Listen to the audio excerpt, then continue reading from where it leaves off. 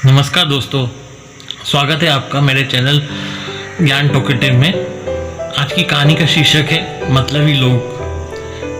चलो शुरू करते हैं ये कहानी शुरू करने से पहले अगर आपने मेरे चैनल को सब्सक्राइब नहीं किया तो कृपया सब्सक्राइब कर लीजिए ताकि मैं ऐसी बेहतरीन कहानियाँ और मोटिवेशनल कोट्स ला सकूँ। चलो शुरू करते हैं कहानी। दोस्तों, एक लड़का था, वो काफ़ी खुशमिजाज था। उसका नाम अनिल था। दोस्तों, अनिल छोटे से शहर का रहने वाला था, इंदौर का, पर वो उसका खुद का एक बिजनेस था कपड़ों का। वो काफ़ी खुशमिजाज और मेहनती लड़का था। उसे आए दिन अपने दोस्तों के साथ रहना काफ़ी पसंद था। दोस्तों, अनिल जितना भी अपने बिजनेस से कमाता था वो अपने दोस्तों के साथ पार्टी, दोस्तों को कभी उधार चाहिए तो उनको देने में वो रहता था और कभी उनसे मांगता भी नहीं था। वो जानता था कि कभी ना कभी दोस्त उनके काम आएंगे। अनिल के फ्रेंड सर्कल में उसका एक गहरा दोस्त था जो उसके स्कूल टाइम से जानता था। उस दोस्त का नाम था श्याम वैसे तो अनिल की हर पार्टी और हर सुख दुख में उसके साथ रहता था, पर वो बाकी दोस्तों की तरह नहीं था। उसे कभी भी अनिल का फ़ायदा उठाने में पसंद नहीं था। वो जानता था कि दूसरे दोस्त उसके पैसे का फ़ायदा उठा रहे और जब भी उनको कुछ चाहिए, उधार चाहिए, तो अनिल के पास आते। पर श्याम ऐसा नहीं था।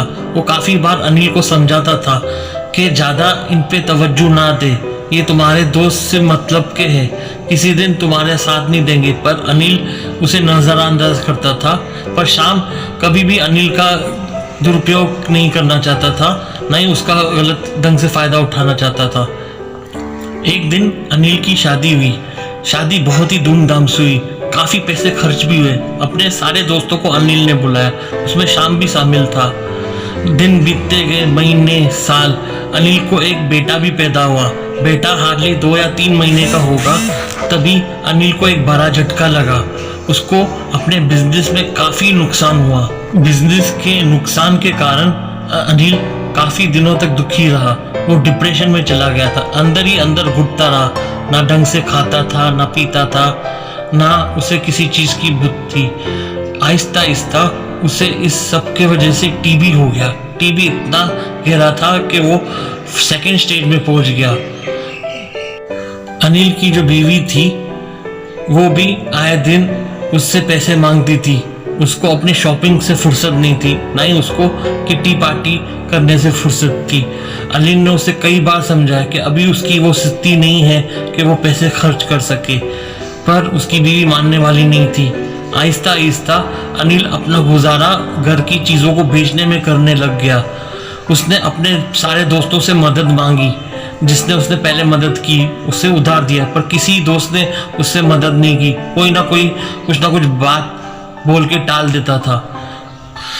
एक दिन अनिल की बीवी भी उसे छोड़ के चली गई क्योंकि उसे पैसे चाहिए थे। उसने अपने 2 महीने के बेटे को लेके अपने मायके चली गई और अनिल को दुखी और बेसहारा छोड़ के गई। अनिल ये गम बर्दाश्त न कर सका। वो आहिस्ता आहिस्ता टीबी होने के कारण शराब भी पीने लगा। उसे ना दिन की खबर थी ना रात की। वो अंदर ही अंदर पूरी तरह से घुट गया था।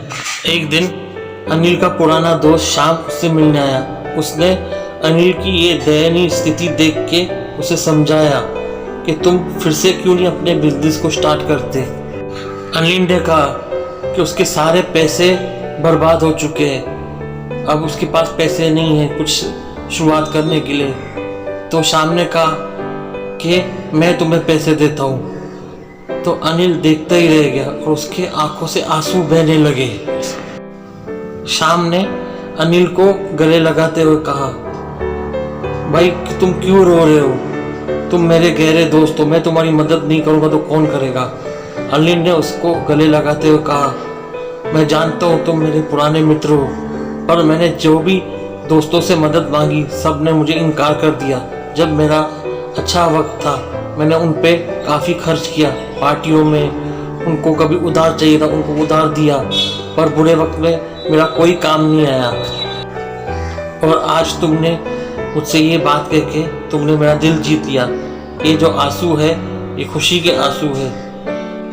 श्याम ने अनिल को समझाया, मैंने तुमसे पहले ही कहा था कि तुम जो ये पार्टियों में अपने दोस्तों को बेफजूल जो पैसा दे के उनको बढ़ावा देते हो, ये बंद कर दो, क्योंकि आज के समय में पैसा ही काम आता है। देखो तुम्हारी बीवी भी तुमको छोड़ के चली गई। इस संसार में सच्चे दोस्त और सच्चे रिश्ते मिलना बहुत ही मुश्किल है। ये सब सुनकर अनिल को अपनी गलतियों पर पछतावा हुआ। उसने नया बिजनेस स्टार्ट कर दिया। उसने ज्वेलरी डिजाइनिंग का बिजनेस शुरू किया। आहिस्ता आहिस्ता अनिल का बिजनेस दिन दुगनी रात चौगनी तरक्की करने लगा और वो पहले जैसे ही बन गया। उसके पास पैसे आने लगे। पर अब अनिल को समझ आ गई थी जो उसने पहले गलती की थी वो वापस नहीं दोहराएगा। उसके जो भी मतलबी दोस्त थे, उसकी मतलबी पत्नी थी जो उसके 2 महीने के बच्चे को लेके मायके चली गई थी, वो उससे वापस मिलने आई। पर इस बार अनिल ने उनको बढ़ावा नहीं दिया। अनिल ने उनको बाहर का रास्ता दिखा दिया। ना ही उनसे मेल जोल रखा, ना ही अपनी पत्नी से मेल जोल रखा। बस अनिल ने अपने पुराने दोस्त शाम को ही अपना सच्चा दोस्त माना, जो उसके बुरे वक्त में उसके काम आया था। इस कहानी में बस इतना ही। ये कहानी से हमें ये सीख मिलती है कि हमें अपने बुरे वक्त के लिए भी सोचना चाहिए, क्योंकि आज की दुनिया मतलब की है। चाहे वो रिश्तेदार हो, चाहे वो तुम्हारे दोस्त, मुश्किल से तुम्हें कोई सच्चा दोस्त मिलेगा जैसे श्याम था। दोस्तों, वो कहावत है ना, 100 मतलबी दोस्तों से और रिश्तेदारों से अच्छा एक सच्चा दोस्त और रिश्तेदार है, क्योंकि बुरे वक्त में तो साया भी काम नहीं आता है। दोस्तों, अगर आपको मेरी ये कहानी मतलबी लोग पसंद आई तो कृपया इसे कमेंट करके ज़रूर बताइएगा और मेरे चैनल को सब्सक्राइब और शेयर करना मत भूलिएगा।